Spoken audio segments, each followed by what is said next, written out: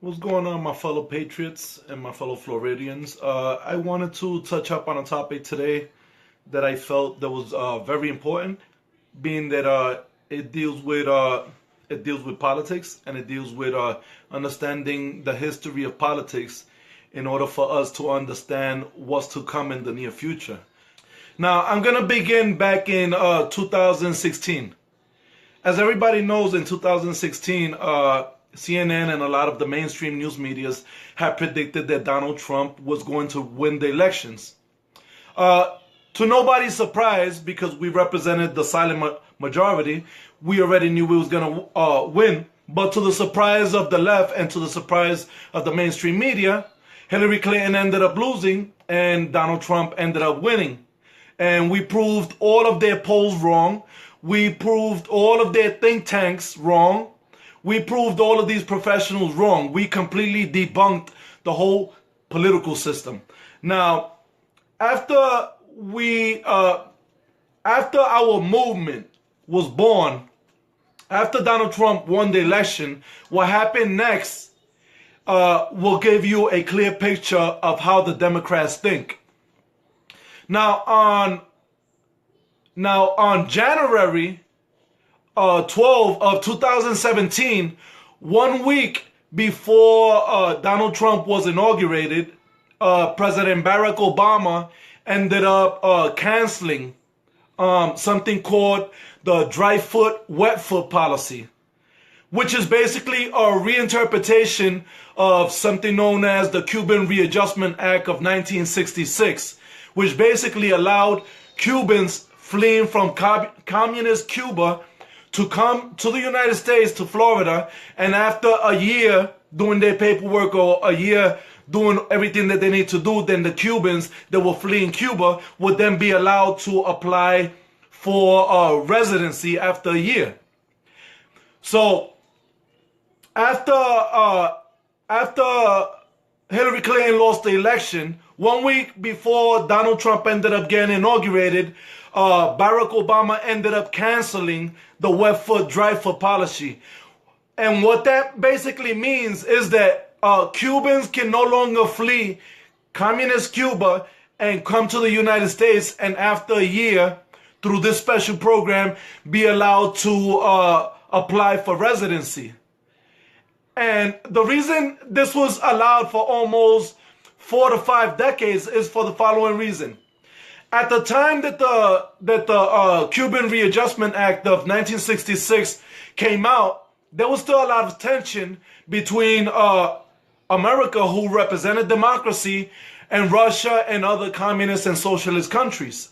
Now, at the time, when the first wave of Cubans that were leaving Cuba was coming to the United States, they were predominantly right-leaning Republicans who believed in capitalism because of the extreme regime that was in place at that time, which was a younger, more brutal, more cruel Fidel Castro.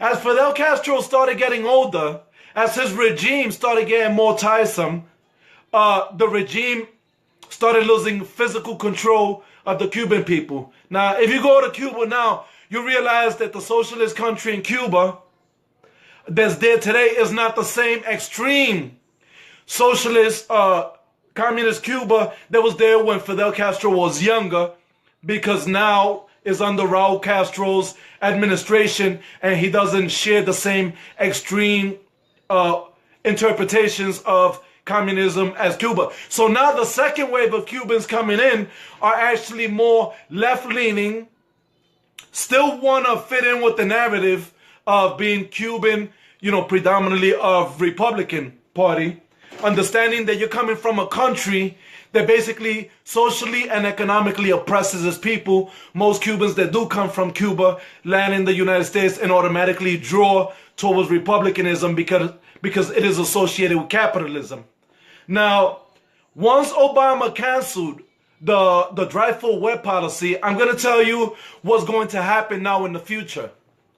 Now, as everybody knows, because I've said this a million times, it has been predicted by CNN, it has been predicted by USA Today, it has been predicted by very credible Not completely and absolutely credible, but at least mainstream credible news sources have reported that Puerto Ricans will become the new majority come 2020, which means that they're going to outnumber the Cubans, who are predominantly right-leaning Republicans in comparison to traditionally left-leaning, according to the mainstream media, Puerto Ricans.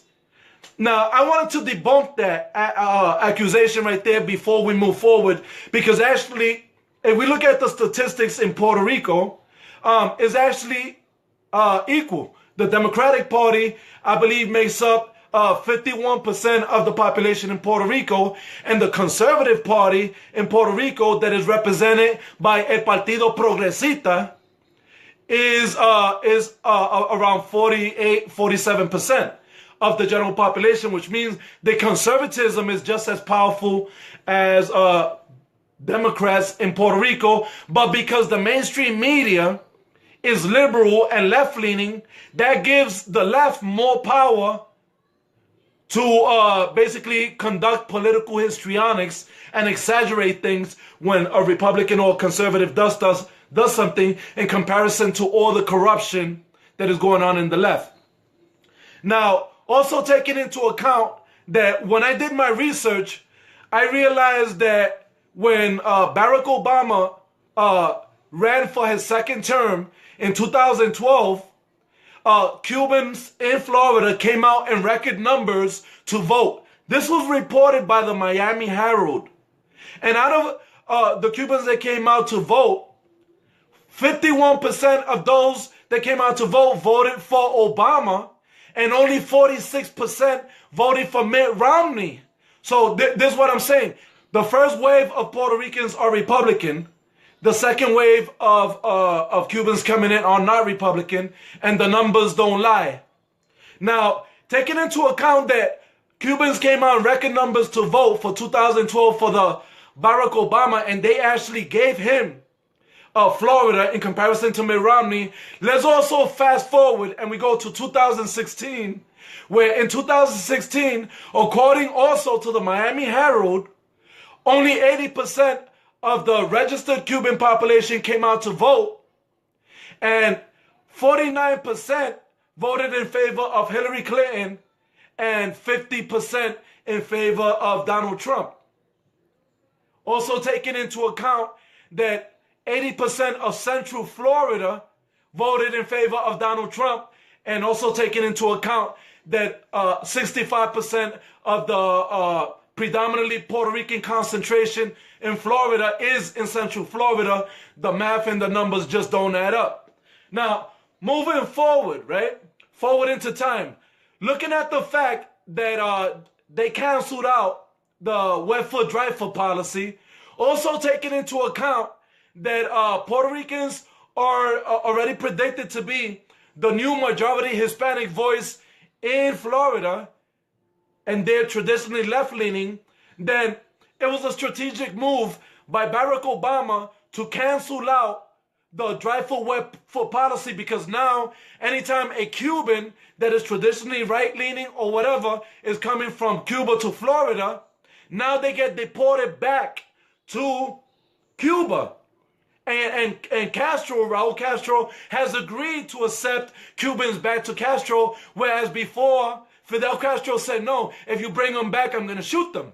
You see the difference? It's two different waves of Cubans. Now, taking this into account, then we can automatically determine by this information that the growth of the political power of the Cuban community here in Florida has been stunted. They're no longer going to grow, because now any Cuban coming from Florida to Cuba is going to get deported back. He's not going to fall under the wet foot, dry foot policy.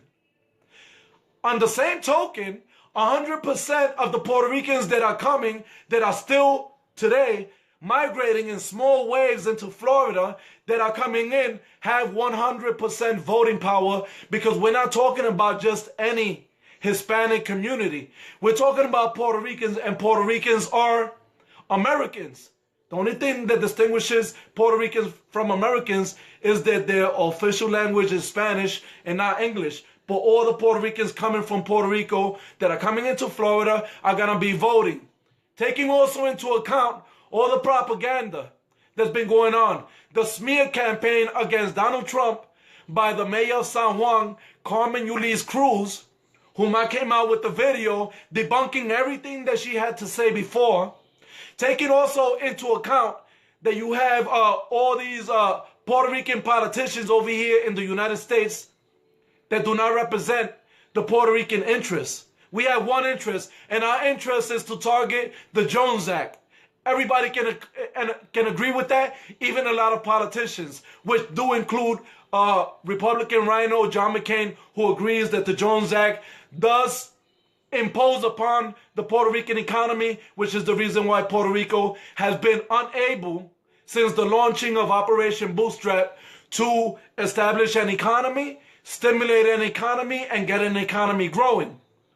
This also, as a paradox, when Operation Bootstrap was launched, they also neglected our agricultural practices. So from the 1940s and the 1950s to 2000, Puerto Rico went from producing 90% of the products that it consumed to producing less than 10% of the products that it consumed and importing 90% of the products, which basically cost Puerto Rico more than $80 million yearly. Taking also into account that 1/6 of Puerto Rico is inhabited by illegal immigrants from the neighboring country, the Dominican Republic. And it was also reported in 2004 that more than 500,000 birth certificates and social security cards were stolen from Puerto Ricans and sold to illegal immigrants who make up 1/6 of the entire population in Puerto Rico. These are the problems that we should be targeting, but instead you have these Puerto Rican politicians over here in the United States playing the race-baiting rhetoric, playing the victimhood, practicing defeatism, pushing the same narrative over and over. Instead of nurturing optimism, what they do is that they launch a premature attack on optimism, and then they nurture your pessimism. Because if you tell the people America's racist, white privilege exists, structural racism will keep you down, that's definitely going to keep people down, and that's definitely going to keep people looking at the right and continuously and traditionally demonizing and denormalizing the right. The only way that I can think about targeting this problem is by creating an organization that I speak about all the time called the Puerto Rican Republican and Latin Conservative Movement.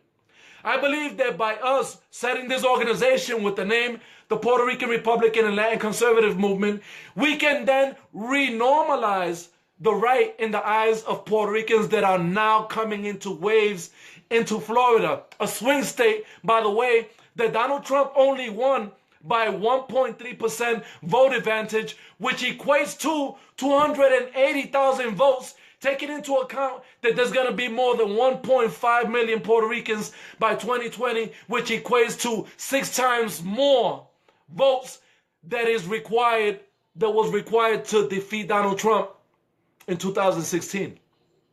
Numbers don't lie. The strategy is there. They put in, Obama canceled out the wet foot, dry foot policy to give Puerto Ricans an advantage so that the Republican Cuban community cannot cancel out the traditionally left-leaning Puerto Rican community's vote.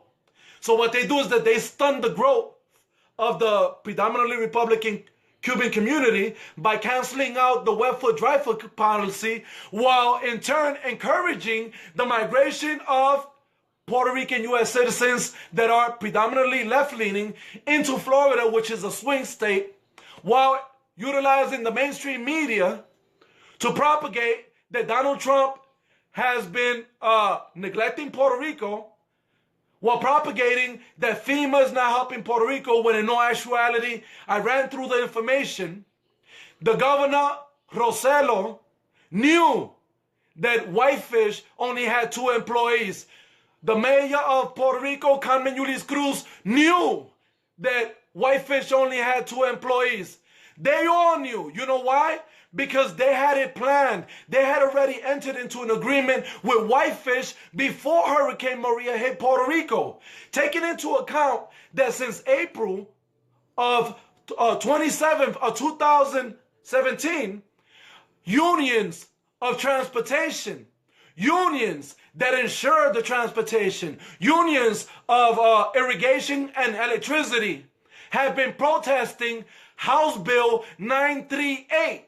And because they've been protesting House Bill 938, none of them have done anything to help in the restoration and the recuperation and in the reconstruction of Puerto Rico, which is why Rossello utilized Whitefish in order to protect his own political reputation.